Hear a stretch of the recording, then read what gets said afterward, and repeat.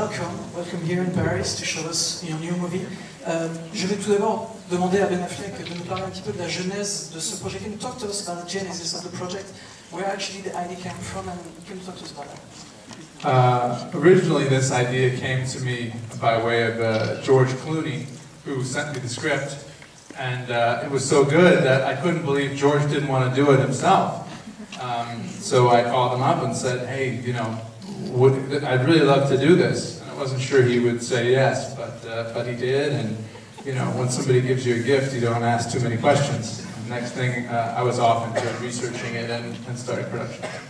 Mais en fait, cette histoire est venue de la part de George Clooney. En fait, il m'a envoyé l'histoire. Et lorsque j'ai lu le scénario, je me suis dit, mais c'est une histoire qui est tellement extraordinaire que je me demande, à vrai dire, pourquoi George Clooney lui-même ne le réalise pas.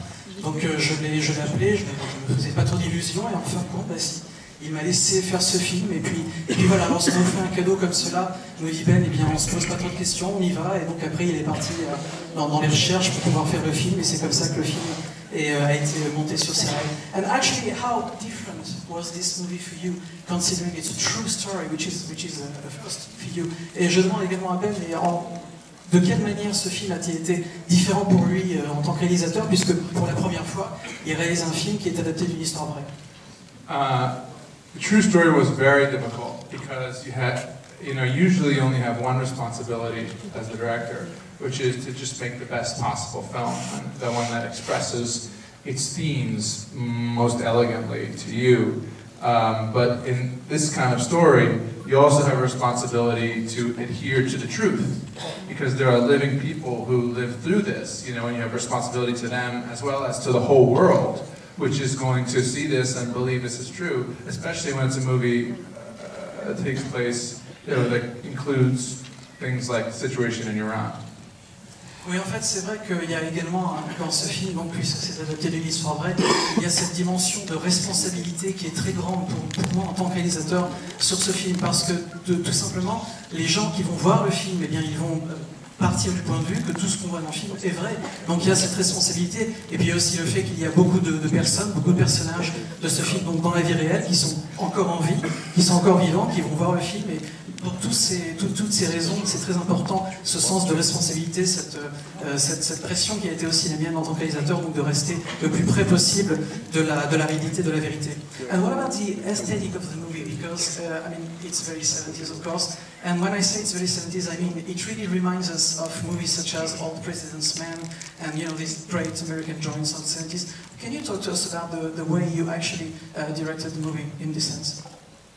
Yeah, this was a really interesting opportunity because it meant that, you know, by emulating, by kind of copying from movies that were made in the 1970s, I believe that it would help the audience subconsciously feel as though it actually was more authentic to the period, because they were seeing things in the way that things used to be made during that time. There are also 3 parts of the movie. I don't want to give it away, but each of them was filmed differently and modeled in some ways on different 70s movies. The first is the CIA, which is All the President's Men. We did use as an example. The second, we used a Cassavetes film called Killing of a Chinese Bookie. And the third part, the part in Iran, a number of films influenced it, but we just basically, it was handheld, it was more grainy, it was a lot of different things. Oui, alors je posais la question dans le film que vous allez donc découvrir dans quelques instants. Il y a également cet aspect très film des années 70. On sent vraiment comme une inspiration de tous les films qu'on a pu voir à l'époque, dont Les Hommes du Président par exemple. On ressent vraiment cette esthétique qui est très forte, et je demandais à Ben de nous parler un peu de cela. Il nous dit que c'est quelque chose qu'il a tout de suite eu quand il a lu le scénario, qu'il avait en tête, donc de replonger les spectateurs dans cette esthétique donc très 70s, une esthétique qui, encore une fois, alors il ne veut pas trop vous parler du film, mais vous allez voir le film, il y a 3 parties différentes qui le composent.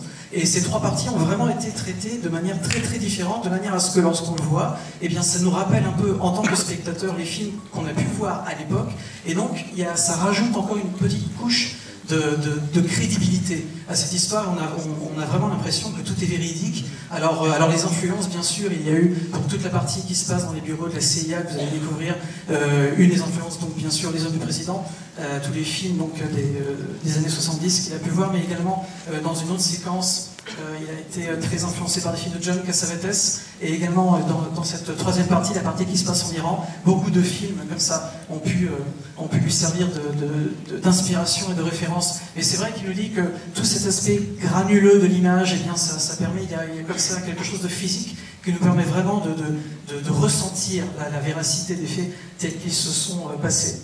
Can you talk to us also about there is some kind of a nice balance in the movie that you actually managed to do as a director between, let's say, not the fun but the lightness of some sequences. I'm thinking especially, for example, about the Hollywood parts and some parts which are, of course, much more dramatic and tense. And was it hard for you to find this balance? Yeah, you haven't seen the movie yet, but there are two competing tones. And the most difficult thing for me was to try to make them both work in one movie, feel like one movie. What I think is very tense, gripping, life or death situation, and then you have satire. So to try to make those two things feel real and feel connected was quite difficult, and you tell me if you think I succeeded. Je demandais à Ben si c'était difficile pour lui en tant que réalisateur de trouver cet équilibre un peu compliqué entre les différents parties que vous allez voir dans quelques instants. Donc, il nous dit effectivement qu'il y a, sans vouloir vous en dire trop, il y a deux tons comme ça qui sont un peu en compétition dans le film. C'est un ton un peu léger, le ton de la satire, qui effectivement contraste avec l'autre ton du film qui est beaucoup plus dramatique, thriller, quoi, quelque chose avec beaucoup de suspense, avec beaucoup de tension. Et voilà, donc ça a été assez compliqué à faire, mais il espère qu'il a réussi. En tout cas, vous pourrez lui dire quand vous aurez vu le film dans quelques instants. Well, actually, let's not talk more about the movie, but maybe one last question. Your career as a director so far is just astonishing. You are really going somewhere. So my question is basically, are we going in the next few years to see more Ben Affleck director than actor? Well, I don't know. I think, I love cinema and making movies, and so hopefully you'll continue to see that. One of the things about this job is you have to get people to hire you, and I hope they continue. I also would like to say, first of all, Alexander Desplat, I would like to say that his excellent score is part of what unifies the movie, and I wanted to thank him here publicly since I'm in Paris.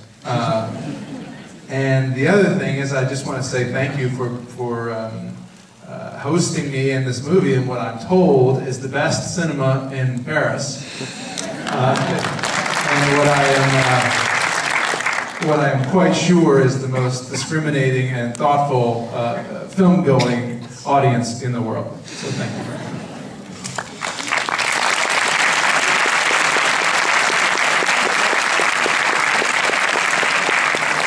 La dernière question donc, que je posais à Ben, c'était de savoir s'il allait, à partir de maintenant, si on allait voir Ben Affleck réalisateur plus souvent que Ben Affleck acteur. Il nous dit que pour lui, il aime le cinéma, c'est vraiment quelque chose qu'il aime, et bien sûr il espère qu'on va le revoir très bientôt de toute façon à l'écran, puisqu'il nous dit que quand on travaille dans le cinéma, eh bien, il faut savoir que c'est un métier dans lequel la chose la plus difficile c'est de se faire engager. Donc voilà, il espère qu'on va l'engager de nouveau bientôt, et puis il voulait également profiter de sa présence à Paris parmi nous aujourd'hui pour remercier Alexandre Desplat qui a composé la musique du film et qui la musique a beaucoup contribué à unifier toutes les séquences du film et à en faire un film entier, le film que vous allez découvrir dans quelques instants. Voilà, merci beaucoup Ben Affleck.